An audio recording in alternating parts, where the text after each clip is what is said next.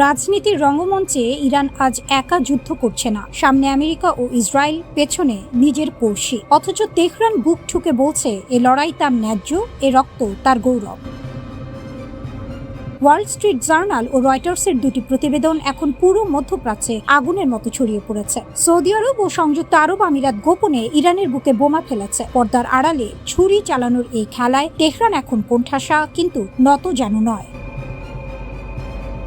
ঘটনার সূত্রপাত ইরানের নিজের হাতে। যুদ্ধ চলাকালে তেহরান আরব আমিরাতে 2800 বারের বেশি ড্রোন ও ক্ষেপণাস্ত্র ছুড়েছে, ইসরায়েলের চেয়েও বেশি। জেবেল আলী বন্দর ধোঁয়ায় ঢেকেছে, রাশ তানুর আর তেল শোধনাগারে আগুন জ্বলেছে। ইরানের কৌশল ছিল পরিষ্কার: উপসাগরীয় দেশগুলোর সোনার ডিম পাড়ায় নিরাপদ আশ্রয়, ভাবমূর্তি ভেঙে দাও, বিনিয়োগকারীদের ভয় দেখাও, যুদ্ধের খরচ বাড়াও।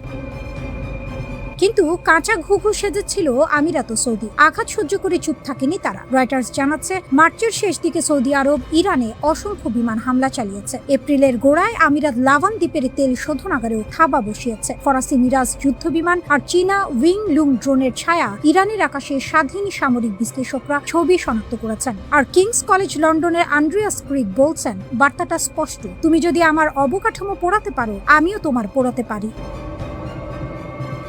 ইরানের বিশেষজ্ঞ শাহিন মোদাররেস অবশ্য মনে করিয়ে দিচ্ছেন, সামরিক সক্ষমতার প্রশ্নে কোনো সন্দেহ নেই। সৌদি আরব ও আমিরাতের হাতে এই অঞ্চলের সবচেয়ে শানিত বিমান বাহিনী। নির্ভুল হামলা চালানোর যন্ত্রপাতি তাদের কাছে আছে। প্রশ্নটা ছিল রাজনৈতিক সাহসের। সেই সাহসও তারা দেখিয়ে দিল। তবে এই যুদ্ধ গোপনই রাখতে হয়েছে দুটো কারণে। ক্রিক বলছেন, প্রকাশ্যে ইরানকে অপমান করলে তেহরান পাল্টা জবাব দিতে বাধ্য হতো, আগুনে ঘি পড়ত। আর আমিরাতের ক্ষেত্রে আরো বড় দুশ্চিন্তা ছিল, ইরান যেন তাদের ইসরায়েলের আরব দোসর বলে দুনিয়ার সামনে তুলে ধরতে না পারে। ইসরায়েল ইতিমধ্যে আমিরাতকে আয়রন ডোম দিয়েছে, প্রশিক্ষিত সেনা পাঠিয়েছে। নেতানিয়াহুর আবু ধাবি সফরের কথাও ভেসে উঠেছে, যদিও আমিরাত অস্বীকার করেছে। ইরানের পররাষ্ট্রমন্ত্রী আরাকচি তবু থামেনি। ব্রিক্স সম্মেলনে দাঁড়িয়ে আমিরাতকে সরাসরি আগ্রাসনের সক্রিয় অংশীদার বলে অভিযুক্ত করেছেন। ইরানের সরকারি ভাষ্য হলো, সে নিপীড়িত, সে আক্রান্ত, সে একা লড়ছে আমেরিকা ইসরায়েলের বিরুদ্ধে। কিন্তু সেই ভাষ্যে এখন ফাটল ধরেছে। পড়শিরাও যদি ছুরি চালায়, তাহলে ন্যায্য যুদ্ধের শিকার গল্পটা আর জমে না। এই সংকটের সবচেয়ে বড় তাৎপর্য হয়তো উন্নত। মোদাররেস বলছেন, উপসাগরীয় দেশগুলো এখন নিজেদের নিরাপত্তার দায় নিজেরা নিতে চাইছে। ওয়াশিংটনের ছাতার নিচে গুটিসুটি মেরে বসে থাকার দিন ফুরিয়ে আসছে। এটা হয়তো স্বল্প মেয়াদে আমেরিকার পছন্দের, কিন্তু দীর্ঘমেয়াদে এই স্বনির্ভরতা মার্কিন প্রভাবের জন্য বিপদের সংকেত। ইরান এখন দুই পাটার মাঝে। যুদ্ধবিরতি ভাঙলে ক্ষেপণাস্ত্র ছুড়বে কি? সেই ক্ষেপণাস্ত্রের জবাব এখন শুধু আমেরিকা ইসরায়েলের কাছ থেকেই নয়, আসবে তার নিজের পড়শির কাছ থেকেও। হিনম্যান তাই বলছেন, এই ক্ষত থেকে ফিরে গিয়ে আবার আলাপে বসা সহজ হবে না। যে আগুন জ্বলেছে তার ধোঁয়া অনেকদিন থাকবে।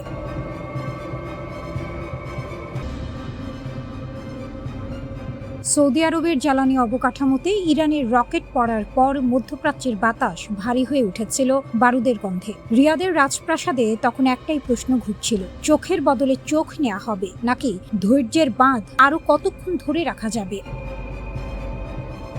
সেই মুহূর্তে পাকিস্তান এগিয়ে এলো ঢাল হাতে। ইরান এমন এক খেলোয়াড় যে বাঘে ছুলে 18 খাঁ দেয়ার নীতিতে বিশ্বাস করে। তেহরান জানে সরাসরি যুদ্ধে আমেরিকার সঙ্গে পারবে না, কিন্তু ছায়া যুদ্ধে, প্রক্সি আঘাতে, নির্ভুল টার্গেটে আঘাত হানতে সে ওস্তাদ। সৌদি আরবের জ্বালানি স্থাপনায় হামলা ছিল সেই কৌশলেরই অংশ। একটি বার্তা পাঠানো, তোমার সবচেয়ে দামি সম্পদ আমার নাগালে। রিয়াদ বুঝে গেল, এই মুহূর্তে মরার উপর খাড়ার ঘা মেনে বসে থাকলে চলবে না। দরকার একটি নির্ভরযোগ্য পেশি শক্তি, এমন কেউ যে শুধু কাগজে কলমে মিত্র নয়, সত্যিকারের রণাঙ্গনে দাঁড়াবে। সেই ডাকে সাড়া দিলেও পাকিস্তান। পারস্পরিক প্রতিরক্ষা চুক্তির আওতায় পাকিস্তান যা পাঠিয়েছে তা নিছক প্রতীকী উপস্থিতি নয়। 8000 রণপ্রস্তুত সেনা, 16টি যুদ্ধ বিমানের একটি পূর্ণ স্কোয়াড্রন, যার বেশিরভাগ চীন পাকিস্তান যৌথ প্রযুক্তির JF-17, 2 স্কোয়াড্রন ড্রোন, আর চীনা HQ-9 আকাশ প্রতিরক্ষা ব্যবস্থা, যা আসমান থেকে আসা যে কোনো বিপদ রুখে দেওয়ার জন্য তৈরি। পাকিস্তান ও সৌদি আরবের সামরিক সহযোগিতা নিয়ে বড় একটি পদক্ষেপ নেওয়া হয়েছে। এটিকে তারা একটি শক্তিশালী ও যুদ্ধের জন্য প্রস্তুত বাহিনী হিসেবে বর্ণনা করছে। মূল লক্ষ্য হলো, ভবিষ্যতে সৌদি আরব কোনো হামলার মুখে পড়লে পাকিস্তান সরাসরি তাদের সহায়তা করবে। তবে এ বিষয়ে এখনো পাকিস্তানের সেনাবাহিনী, পররাষ্ট্র মন্ত্রণালয় কিংবা সৌদি সরকারের গণমাধ্যম বিভাগ কেউই আনুষ্ঠানিকভাবে কিছু বলেনি। গত বছর দুই দেশের মধ্যে একটি প্রতিরক্ষা চুক্তি সই হয়। এই চুক্তির বিস্তারিত গোপন রাখা হলেও একটি বিষয় পরিষ্কার, যদি কোনো দেশ আক্রান্ত হয় তাহলে অন্য দেশ তার পাশে দাঁড়াবে। পাকিস্তানের প্রতিরক্ষা মন্ত্রী খাজা আসিফ আগেই ইঙ্গিত দিয়েছিলেন এই চুক্তির মাধ্যমে সৌদি আরব পাকিস্তানের পারমাণবিক সুরক্ষার আওতায় চলে এসেছে। কর্মকর্তাদের তথ্য অনুযায়ী পাকিস্তান ইতোমধ্যে প্রায় 16টি যুদ্ধ বিমান পাঠিয়েছে, যার বেশিরভাগই JF-17, যা চীনের সঙ্গে যৌথভাবে তৈরি। এগুলো গত এপ্রিলের শুরুতে সৌদি আরবে পৌঁছায়। এর পাশাপাশি 2 স্কোয়াড্রন ড্রোনও পাঠানো হয়েছে। শুধু বিমান নয়, প্রায় 8000 সেনাও মোতায়েন করা হয়েছে। প্রয়োজনে আরও সেনা পাঠানোর প্রস্তুতিও রয়েছে। এছাড়া চীনের তৈরি HQ-9 আকাশ প্রতিরক্ষা ব্যবস্থাও সেখানে পাঠানো হয়েছে। এসব সামরিক সরঞ্জাম পাকিস্তানের সেনা কর্মকর্তারাই পরিচালনা করছেন, আর এর খরচ বহন করছে সৌদি আরব। তবে জানা গেছে, ইরানের সঙ্গে উত্তেজনার প্রেক্ষাপটে সেখানে থাকা পাকিস্তানি সামরিক কর্মকর্তারা মূলত উপদেষ্টা ও প্রশিক্ষকের ভূমিকা পালন করছেন। এর আগে থেকেই একটি পুরনো চুক্তির আওতায় সৌদি আরবে হাজারো পাকিস্তানি সেনা ছিল। নতুন করে পাঠানো বাহিনী তাদের সঙ্গে যুক্ত হয়েছে। একজন কর্মকর্তা জানিয়েছেন, চুক্তি অনুযায়ী প্রয়োজনে সর্বোচ্চ 80,000 পাকিস্তানি সেনা সৌদি আরবে মোতায়েন করা সম্ভব, যা দেশটির সীমান্ত নিরাপত্তায় বড় ভূমিকা রাখতে পারে। চুক্তিতে পাকিস্তানের যুদ্ধজাহাজ পাঠানোর ব্যবস্থাও রাখা হয়েছে, যদিও এখনো কোনো যুদ্ধজাহাজ সেখানে গেছে কিনা তা নিশ্চিত নয়।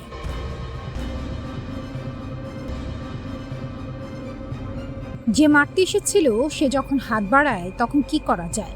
হাত ধরা যায় নাকি সরিয়ে নিতে হয়? সৌদি আরব এখন ঠিক সেই দোটানায়। আর ইরান? কয়েক মাস আগেও ভাবা যেত না।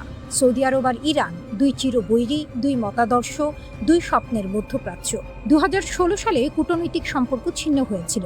শিয়া সুন্নি বিভাজন, ইয়েমেনের প্রক্সি যুদ্ধ, হরমুজের আধিপত্য, সব মিলিয়ে দুটো দেশ ছিল আগুন আর ঘির মতো। কিন্তু এখন রিয়াদ নাকি একটি অনাগ্রাসন চুক্তির কথা ভাবছে ইরানের সাথে। সেই ইরান যার বিপ্লবী গার্ড বাহিনী সৌদি অবকাঠামোতে হামলা চালিয়েছে, যার ড্রোন উপসাগরীয় অঞ্চলের আকাশে ঘুরেছে।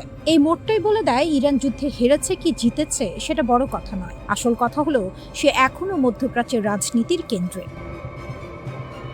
সৌদি আরব কেন হাত বাড়াচ্ছে? সরল কারণ, ভয় আর স্বার্থ। সৌদি অর্থনীতির মেরুদণ্ড এখনো তেল। ভিশন 2030 সালের বড় স্বপ্ন আছে, পর্যটন, বিদেশি বিনিয়োগ, নিয়ম সহ। কিন্তু সেই স্বপ্ন দাঁড়িয়ে আছে একটাই ভিত্তির উপর, আঞ্চলিক স্থিতিশীলতা। ইরানের ড্রোন যখন উপসাগরীয় আকাশে ওড়ে, বিদেশি বিনিয়োগকারীরা তখন রিয়াদের বদলে সিঙ্গাপুর দেখে। ইউক্রেন রাশিয়া যুদ্ধের মতো এই সংঘাতেরও শেষ দেখা যাচ্ছে না। দীর্ঘযুদ্ধে ইরানের বিপ্লবী গার্ড অপ্রত্যাশিত। তারা যে কোনো সময় যে কোনো দিকে আঘাত করতে পারে। হরমুজ প্রণালী ইতিমধ্যেই অস্থির। প্রণালী বন্ধ হলে সৌদি তেল রপ্তানি বন্ধ। সেটা শুধু অর্থনীতির ধাক্কা নয়, মোহাম্মদ বিন সালমানের সমস্ত পরিকল্পনার কফিনে শেষ পেরে। তাই রিয়াদ 1975 সালের হেলসিঙ্কি চুক্তির মডেল দেখছে, যেখানে স্নায়ু যুদ্ধের মাঝে আমেরিকা আর সোভিয়েত ইউনিয়ন একটা কাঠামো বানিয়েছিল। সরাসরি যুদ্ধ এড়াও, কথা বলতে থাকো, বাণিজ্য চালু রাখো। ইরান সেই হিসেবটা বোঝে এবং নিজের সুবিধা মতো ব্যবহার করতে চায়। ইরান যা পাচ্ছে বিনামূল্যে। সৌদি আরব যদি চুক্তিতে আসে, ইরান একটি বৈধতা পায়, আঞ্চলিক শক্তি হিসেবে স্বীকৃতি। বছরের পর বছর নিষেধাজ্ঞা সয়ে যুদ্ধের মুখে দাঁড়িয়েও যে দেশ এখনো টিকে আছে, প্রতিবেশী মহাশক্তি তার সাথে চুক্তি করতে আসছে, এর চেয়ে বড় কূটনৈতিক জয় কি হতে পারে? দ্বিতীয়ত, এই চুক্তি যুক্তরাষ্ট্র ও ইসরায়েলের জোটে ফাটল ধরাবে। নেতানিয়াহু চান ইরানকে সম্পূর্ণ গুঁড়িয়ে দিতে। সৌদি ইরান সন্ধি হলে সেই পরিকল্পনায় জল পড়বে। ইসরায়েলের রাগ, আমেরিকার অস্বস্তি, সবই ইরানের পরোক্ষ লাভ। তৃতীয়ত, চুক্তির শর্তে সৌদি আরব থেকে মার্কিন সামরিক ঘাঁটি সরানোর দাবি উঠবে। ইরান বরাবরই এই ঘাঁটিগুলোকে সরাসরি হুমকি মনে করে। চুক্তির ছদ্মবেশে এই দাবি আদায় করতে পারলে সেটা হবে বড় কূটনৈতিক ফসল। কিন্তু সহজ নয় একটু।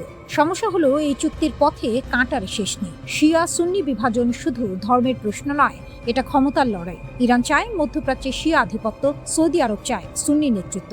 এই দুটো স্বপ্ন একসাথে থাকতে পারে না। বিপ্লবী গার্ডের নিজস্ব কার্যক্রম আছে, তারা সরকারের অধীনে কিন্তু নিজেদের মতো চলে। হামাস, হিজবুল্লাহ, হুতি, এই প্রক্সি নেটওয়ার্ক ইরানের কৌশলগত হাত। চুক্তি হলেও এই হাত গুটিয়ে নেওয়া সম্ভব নয়। আর I2U2 গ্রুপ, ভারত, ইসরায়েল, আমিরাত, আমেরিকার এই জোট সৌদি ইরান সন্ধিকে ভালো চোখে দেখবে না। আমিরাত ইতিমধ্যে ইরানের আগ্রাসনে বিক্ষুব্ধ। সৌদি আরব যদি ইরানের সাথে হাত মেলায়, আঞ্চলিক সমীকরণ আরও জটিল হবে। গোপন ছুরি, একাধিক হাত। ইরানের বুকে চুপিসারে যুদ্ধ চালালো রিয়াদ, আবুধাবি। তেহরান জানতো শত্রু আছে, কিন্তু এত শত্রু এত দিক থেকে এটা হয়তো ঘুণাক্ষরেও ভাবেনি। আমেরিকার বোমা পড়েছে, ইসরায়েলের ক্ষেপণাস্ত্র এসেছে, সেটা জানা কথা, কিন্তু পর্দার আড়ালে যে ছুরি চলছিল সেটা এতদিন ঢাকা ছিল গভীর অন্ধকারে। এখন সেই অন্ধকার সরে গেছে, বেরিয়ে পড়েছে চাঞ্চল্যকর সত্য। ইরানের বুকে গোপনে হামলা চালিয়েছে সৌদি আরব, একা নয়, সঙ্গে ছিল সংযুক্ত আরব আমিরাতও।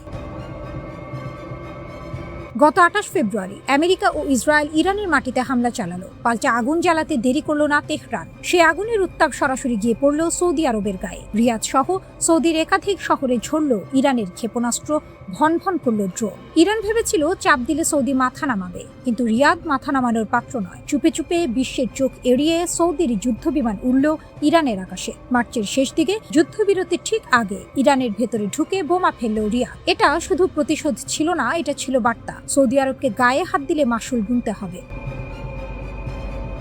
রয়টার্সের সূত্র বলছে, 2 ইরানি কর্মকর্তা এবং 1 পশ্চিমা কর্মকর্তা এই তথ্যে সিলমোহর দিয়েছেন। তবে ঠিক কোন কোন জায়গায় হামলা হয়েছে সেটা এখনো কুয়াশায় ঢাকা। সৌদির গল্পের পাশেই আরেকটি গল্প, আরও চাঞ্চল্যকর। ওয়াল স্ট্রিট জার্নালের রিপোর্ট বলছে, গত 8 এপ্রিল সংযুক্ত আরব আমিরাতও গোপনে ইরানে হামলা চালিয়েছিল। নিশানা ছিল ইরানের লাভান দ্বীপের তেল সংশোধনাগার, ইরানের 10ম বৃহত্তম তেল শোধনাগার, যেখানে থেকে প্রতিদিন প্রায় 60,000 ব্যারেল তেল উৎপাদিত হতো। তেলের শিরায় আঘাত, এর চেয়ে কঠিন বার্তা আর কি হতে পারে? সময়টা লক্ষ্য করুন। ঠিক যখন ট্রাম্প ইরানের সঙ্গে যুদ্ধবিরতির পথে হাঁটছিলেন, তখনই আমির শাহী এই হামলা চালালো। কূটনীতির মঞ্চে শান্তির নাটক চলছে, আর পর্দার পেছনে চলছে আসল খেলা। শুধু ইরানেই থামেনি সৌদি। রয়টার্সের তথ্য বলছে, 7 এপ্রিলের কাছাকাছি সময়ে সৌদি যুদ্ধ বিমান ইরাকের দক্ষিণ অংশে ইরান সমর্থিত শিয়া মিলিশিয়াদের ঘাঁটিতে বোমা ফেলেছে। কারণটা পরিষ্কার, মিলিশিয়া গোষ্ঠীগুলো ইরাকের ভেতর থেকে ড্রোন ও ক্ষেপণাস্ত্র ছুড়ে সৌদি আরব ও অন্যান্য উপসাগরীয় দেশে হামলা চালাচ্ছিল। পাল্টা জবাবে রিয়াদ সেই উৎস খুঁজে বের করে নিষ্ঠুরভাবে গুড়িয়ে দিয়েছে। 3 ইরাকি নিরাপত্তা ও সামরিক কর্মকর্তা, 1 পশ্চিমা কর্মকর্তা এবং 1 মার্কিন কর্মকর্তা রয়টার্সকে এই তথ্য নিশ্চিত করেছেন। ইরান সমর্থিত কাতাইব হিজবুল্লাহর যোগাযোগ কেন্দ্র ও ড্রোন পরিচালনা স্থাপনা ধ্বংস হয়েছে, কয়েকজন যোদ্ধা নিহত হয়েছেন। এই ছিল বৃহত্তর যুদ্ধের ভেতর লুকিয়ে থাকা আরেকটি যুদ্ধ, যা এতদিন বিশ্বের নজরের আড়ালে ছিল। ইরান ভেবেছিল এই যুদ্ধ দ্বিপক্ষীয়, আমেরিকা আর ইসরায়েলের বিরুদ্ধে, কিন্তু বাস্তবে পরিণত হয়েছিল বহুমুখী সংঘাতে। একদিক থেকে আমেরিকার বোমা, অন্যদিক থেকে ইসরায়েলের ক্ষেপণাস্ত্র, আর পেছন দিক থেকে চুপি সারে ছুরি চালাচ্ছিল রিয়াদ ও আবুধাবি। মধ্যপ্রাচ্যে যুদ্ধের আগুন বাইরে থেকে নেভানো গেছে হয়তো, কিন্তু ভেতরের অঙ্গারগুলো এখনো জ্বলছে, ঢিকি ঢিকি, নিঃশব্দে।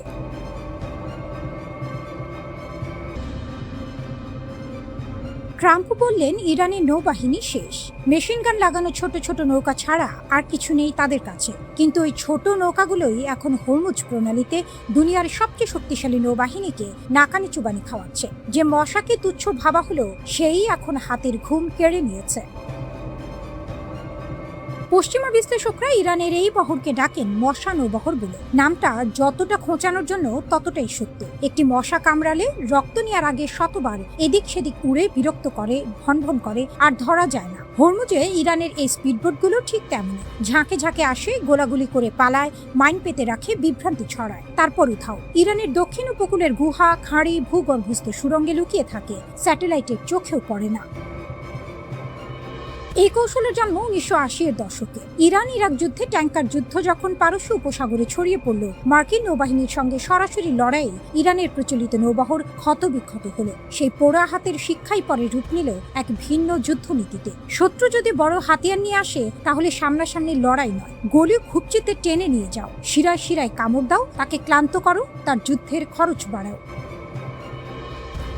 ইসলামিক রিভলিউশনারি গার্ড কোর বা IRGC আজ সেই কৌশলের পরিপক্ক রূপ চালাচ্ছে। ইউনিভার্সিটি অফ টেনেসের অধ্যাপক সাইদ গোলকার বলছেন, IRGC জানে প্রচলিত যুদ্ধে আমেরিকাকে হারানো সম্ভব নয়, তাই তাদের লক্ষ্য ভিন্ন। হরমুজ প্রণালীকে এতটাই বিপজ্জনক করে তোলো যে বাণিজ্যিক জাহাজগুলো এই পথ ছেড়ে দেয়াই শ্রেষ্ঠ মনে করুক। বিমার খরচ আকাশ ছোঁয়া হলে, ঝুঁকির গন্ধ থাকলে জাহাজ মালিকরা এমনি পালাবে, গুলি করার দরকার নেই।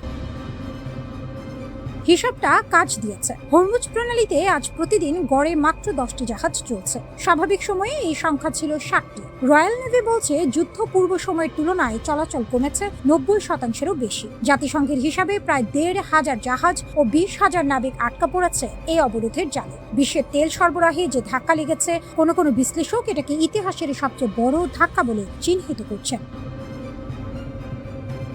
আর এই মশা নৌবহরের আকার সঠিক সংখ্যা কেউ জানে না। অনুমান বলছে 500 থেকে 1000-এরও বেশি। অনেকগুলো আগে ছিল মাছ ধরার নৌকা, সেগুলোতে এখন মেশিন গান, রকেট, জাহাজ বিধ্বংসী ক্ষেপণাস্ত্র বসানো। সস্তায় তৈরি, সহজে বদলানো যায়। একটি ডুবলে 10টি প্রস্তুত। আর মার্কিন নৌবাহিনীকে পাল্টে দিতে মাঠে নামাতে হচ্ছে কোটি কোটি ডলারের ডিস্ট্রয়ার, হেলিকপ্টার, টহল বিমান। হাডসন ইনস্টিটিউটের গবেষক কান কাসাপোগলু লিখেছেন, এটাই ইরানের আসল কৌশলগত জয়। কম খরচে প্রতিপক্ষের বেশি খরচ করাও। পানির নিচু তলে ভাসমান এই নৌকাগুলো রাডারেও ধরা পড়ে না সহজে। কাছে না আসা পর্যন্ত শনাক্ত করা কঠিন। যখন বোঝা যায় তখন হয়তো অনেক দেরি হয়ে গেছে। আর নৌ মাইনের আতঙ্ক, আলাদা মাইন আছে কি নেই সেই ভয়েই জাহাজ চলাচল আটকে যায়। মাইন পরিষ্কার করতে সময় লাগে অনেক। সম্প্রতি একটি মার্কিন মালিকানাধীন পণ্যবাহী জাহাজ দোহার কাছে অজ্ঞাত ক্ষেপণাস্ত্রের আঘাতে আগুন লেগেছে। অস্ত্রবিরতির পরও হামলা থামেনি। ওয়াশিংটন ইরানের ওপর নতুন অবরোধ দিলে পরিস্থিতি আবার উল্টো দিকে গেছে।